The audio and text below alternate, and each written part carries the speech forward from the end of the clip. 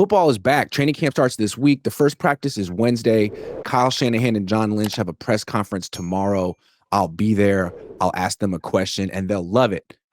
There's lots at stake for them this year, Ryan. I mean, they're in year 9 of their tenure. They just coming off a 6-win season and fired a bunch of people. They fired their special teams coach. They fired their defensive coordinator. They shook up the organization a lot. They gave Brock Purdy a bunch of money and let a bunch of players go. So they're looking at this as a one-off. They have an easy schedule. They think they're going to go back to the playoffs. We think they're going to go back to the playoffs. But funny things happen in sports. If they were to miss the playoffs again, how do you think the Niners might shake up their organization this time? Man, what's at stake this year? There's a lot at stake. I think under Kyle Shanahan, the 49ers have either made the divisional round of the playoffs or they've missed the playoffs. They've never, under Kyle Shanahan, had back-to-back years missing the playoffs. So if that happens, the first two, but that was it. So that would be a new experience. I mean, not the first 2 years, but I mean, since they got going, since they built their roster, they never had back-to-back years missing the playoff. That would be bad for the 49ers. I think that would put Kyle Shanahan at a negative below 500 win and loss record. I think the biggest pressure is really it's on Kyle at this point. They can't have an embarrassing season back to back. I don't expect them to, but if they did, it could put Kyle on the hot seat for really the real first time, I think. I think if they miss the playoffs, I mean, you can't fire Saleh. You can't fire Brant Boyer. I think you got to go higher. And I don't know if they want to fire Kyle Shanahan. I mean, it seems kind of strange to give your quarterback $265 million and then turn around the next year and fire the coach. Probably won't do that. But what they could do is say, we're going to give Kyle Shanahan, the head coach, another chance, but we need to fire Kyle Shanahan, the general manager, because you're the one with the personnel power. And you're the one who drafted all these guys in round 1. I mean, I don't know if the Niners missed the playoffs, I'm thinking Ricky Pearsall probably had a bad year.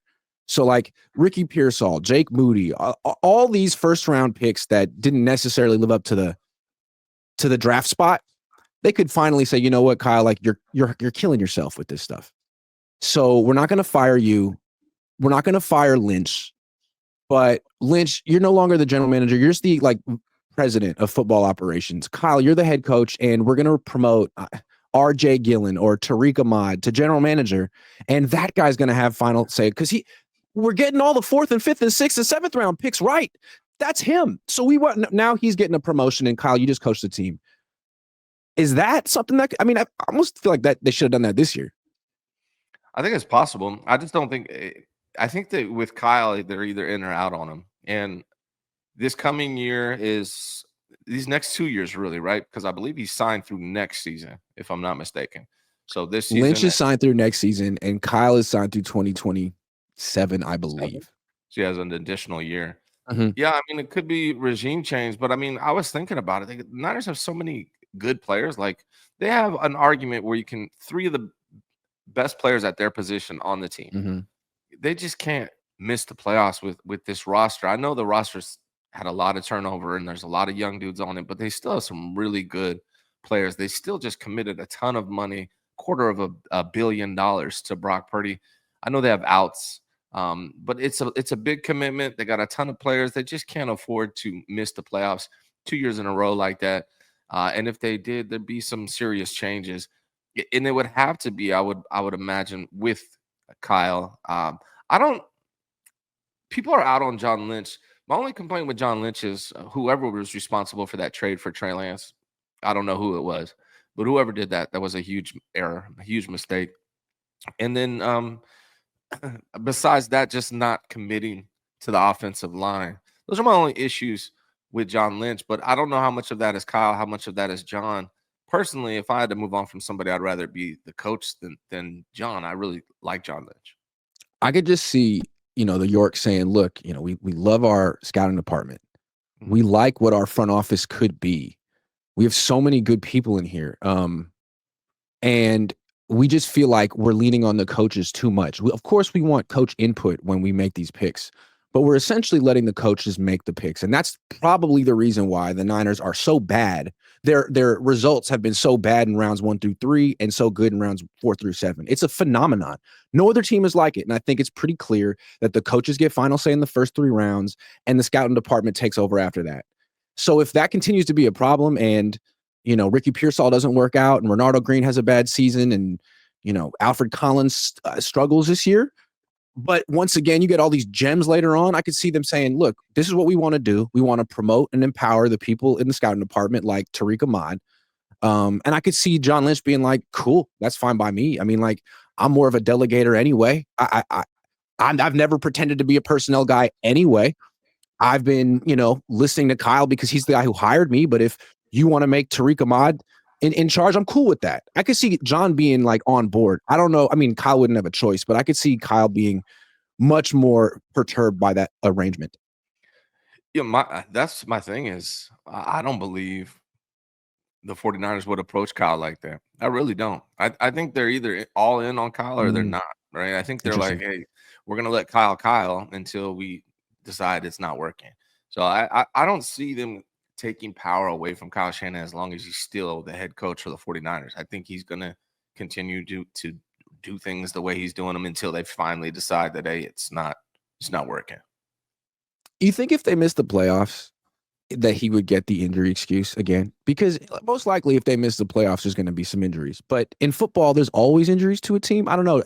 What do you think? Do they get that one this year? No, I think that's long. That ship has sailed. I think we've given that injury excuse to the 49ers for too long. Every team goes through injury. So it's part of being an NFL team. Every single team goes through it. You can't continue to give that excuse to just the Niners and make it okay. This is year, 9 for Kyle Shanahan and the 49ers? Mm-hmm.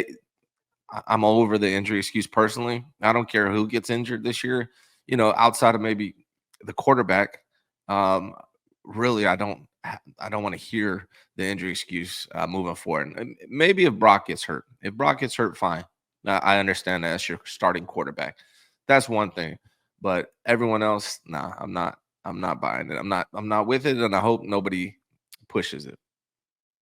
Yeah, maybe if Brock goes down. Although even then, you got Mac Jones. You got your guy you wanted. And if Brock goes down, it'd be interesting. Like, is it because you asked Luke Farrell to block a 9 technique like you asked that tight end a couple of years ago? I mean, Kyle Shanahan, they're like, why'd you sign Luke Farrell? Well, he could block a 9 technique. Oh, really? You're going to do that? Okay. Well, if that's how Brock gets hurt, or if it's because Ben Barch misses a block, it's like, well, maybe it's because your blocking isn't good. It'd be interesting to see if Kyle Shanahan can skirt the blame if they miss the playoffs. I don't think he can.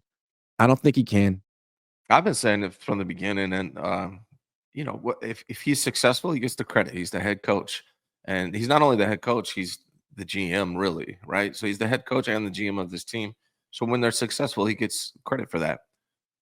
When they're not, he needs the blame for that. He needs to hold responsibility for that and take accountability for that.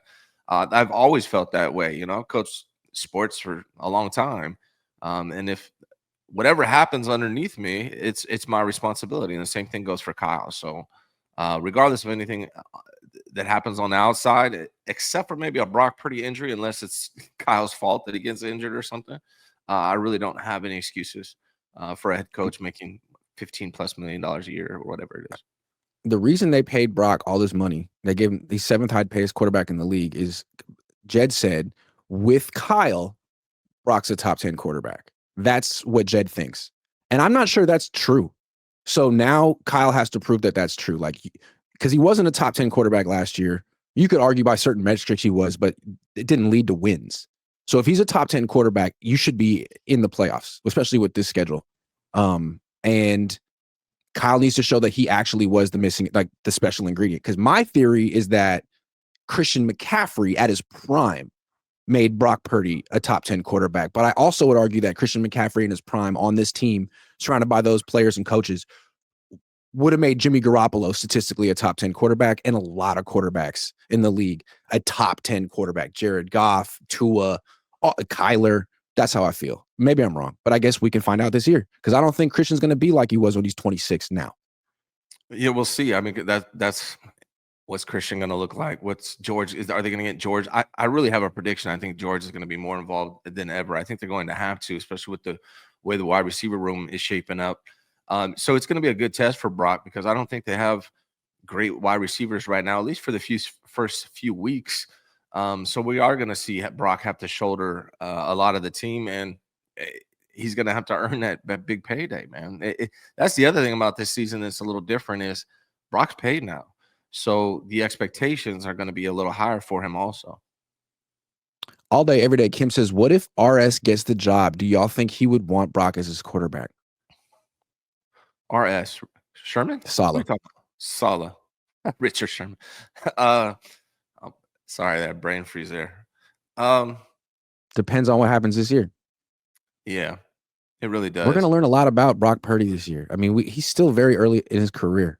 What happens this year is going to be, if he has a good year this year, that's 2.5 good years and 1 bad year. Then the bad year looks like an aberration. If he has a bad year this year, that's 2 in a row. Or a down year, that's 2 in a row. And the good year looks like a Jimmy G, aberration.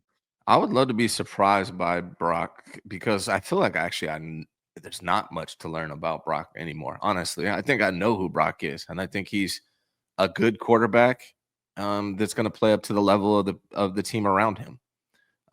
And so that's what I think he is. So if for some reason these wide receivers aren't very good and doesn't look like it's going to be for the first few weeks, and he's able to elevate those guys, that would surprise me actually.